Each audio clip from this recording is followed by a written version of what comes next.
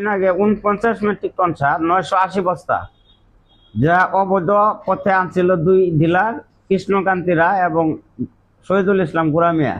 এটা শেরপুরের সাংবাদিকরা জানতে পারে, নকলার সাংবাদিক ভাইরা জানতে পারে। সারটা তাৎক্ষণিকভাবে যখন আনলোড করে নামায় ট্রাক থেকে তখন বাধা দিয়েছিল। বাধা দেওয়ার পরিপ্রেক্ষিতে কৃষি বিচার থানায় নিয়ে রাখে। পরবর্তী তারা বিসিআইসি লোক মারফতে সারটা কোথায় নিয়ে রাখে জানি না।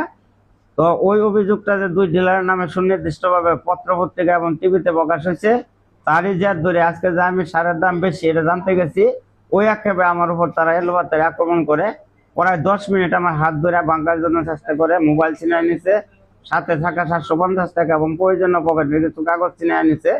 আমি তাৎক্ষণিক কোনো দেখ বিদেখ না পায়া আমি হাসপাতালে ভর্তি হয়েছি। এই 2 ঘন্টা আগের ঘটনা। আমি এখনো মামলায় যাই নাই, তবে মামলায় যাব অবশ্যই।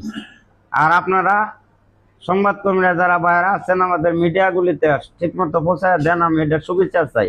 কারণ এদেশের কৃষকরা লক্ষ লক্ষ কৃষক সেই সরকারি মূল্যে সার পাচ্ছে না, অতিরিক্ত দামে সার কিনে। আমি কৃষকদের পক্ষে গিয়া আজকে মায়ের পিটনার শিকার হয়েছি এবং গুরামিয়া ডিলার নিজে আমাকে মারপিট করেছেন।